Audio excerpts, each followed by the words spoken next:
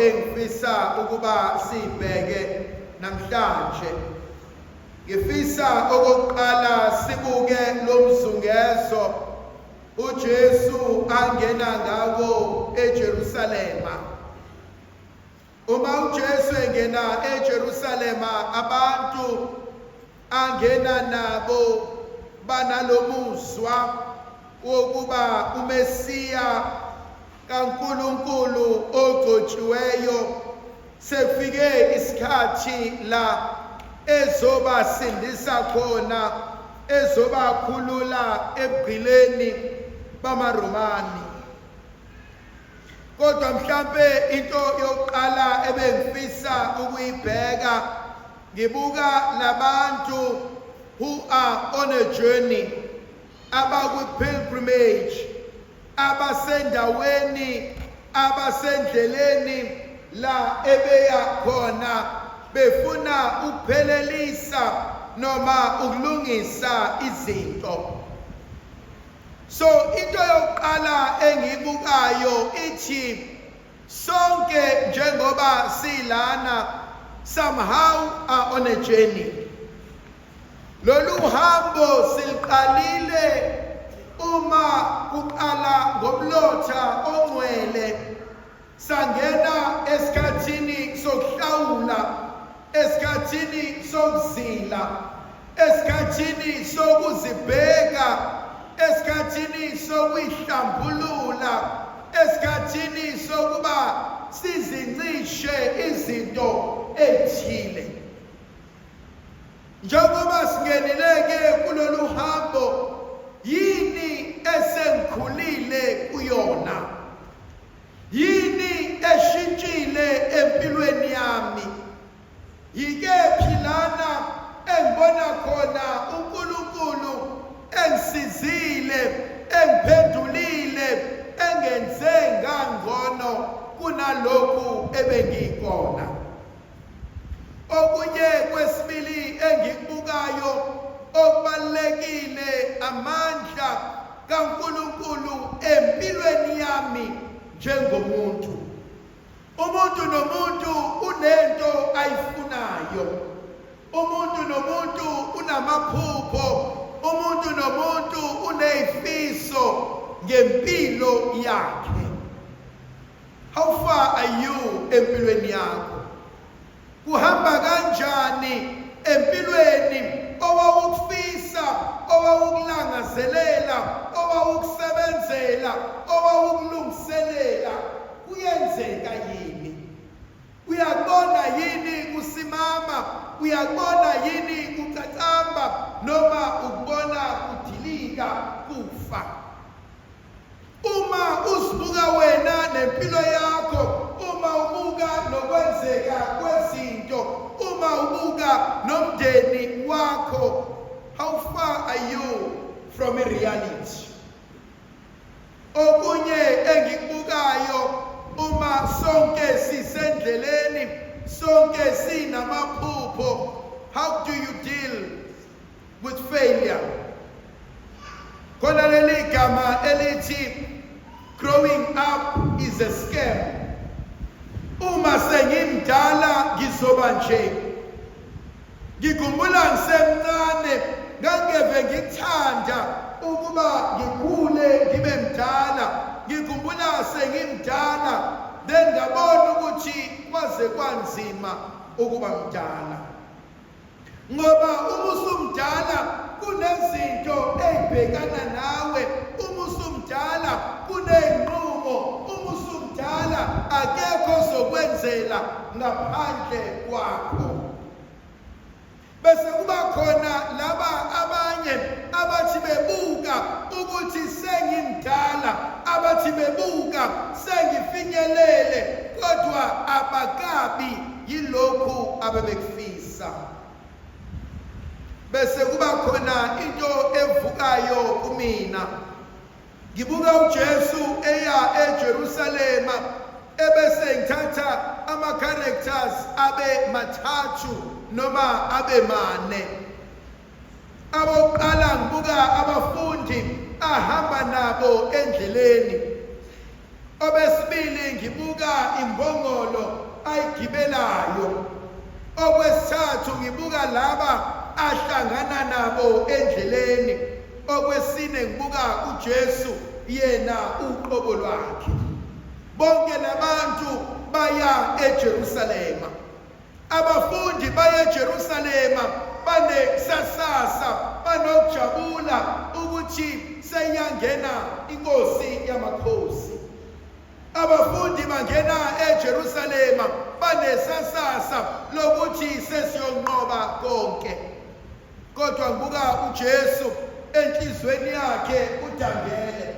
uJesu enhlizweni yakhe uyesaba. uJesu enhlizweni yakhe uyaqonda ukuba usezofa. Ebese ngihlala ngikhathazeka ukuthi bahamba noJesu kodwa abamqondi. Bahamba noJesu kodwa abamazi. Bahamba noJesu kodwa abezwa. Bangaka abantu esamba nabo but they don't understand us. Bangaka abantu esihlala nabo kodwa they don't get us. Bangaka abantu esiphila nabo kodwa abazi noma sijabule noma siphatheke kabuhlungu noma silimele. How much more mawukuthi engithandana naye, engishade naye akangazi. How much more uma abazali bami bengazi kwenzakalani ekhaya. Umntwana azakhulelwe size siphuphume isisu, abazali bengazi ingane beyilimele. Ingane idlwengulwe kuze kwazi abangaphandle, umzali engazi. Bese ngiyibuza ukuthi, are we in touch with reality? Are we in touch nezinto ezenzeka emakhaya? Uyizwa ingane seyindala seyikhuluma, ngiseyingane la ekhaya kwenzeka ukuthi, ngihlale endaweni ukuthi kwenzeka ukuthi. Uyibuze njengomzali, ngangikephi? Abanye bethu uthola ukuthi sibhizi siphusha impilo, sibhizi siyasebenza, sibhizi sinabangani, sibhizi senza izinto iy'ngane zethu azazi kakade sikhuliselwa zona amanye amakhosikazi. Iy'ngane zethu azazi kakade zikhuliswa konkulisa, zikhuliswa ey'bhedlela, zikhuliswa ey'koleni, zikhuliswa emgaqweni. Uthi umbuzo wami, are we in touch yini nereality eyenzeka ey'mpilweni zethu? Omunye umuntu ongithintayo uma ngibuka leli vangeli lanamhlanje, ngibuka le mbongolo egitshelwa kuyona uJesu. Le mbongolo ibuyele emuva iyotshela ezinye izimbongolo, ithi anguve ngibalulekile mina. Ngithe mangihamba ngeJerusalema ngabona abantu bethatha amagatsha bewalahla phansi, bethatha ingubo beyilahla phansi bengiculela.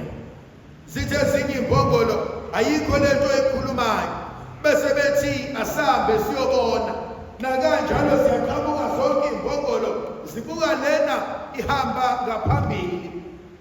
Ithi ingaqhamuka abantu bathathe iy'tini namatshe bayishaye, bayithuke, bayixoshe. Ebese iphatheka kabuhlungu le mbongolo, ebese ibuyele emuva ijabhile. Bese zithi ey'ndala, mntanami ungaphatheki kabuhlungu. It was not about wena, it was about umuntu obumthwele emhlane wakho. Thandwa zami, ngibonile iCovid ithatha umuntu obehlonishwe emndenini, obeyi-breadwinner esebenza, yamlahlekisela ngumsebenzi, waphelelwa imali, waze wafuna lo 5 rand okuyothenga inuzi kubantu bakhe. Ngibonile iCovid imizi idayiswa, ney'moto zidayiswa.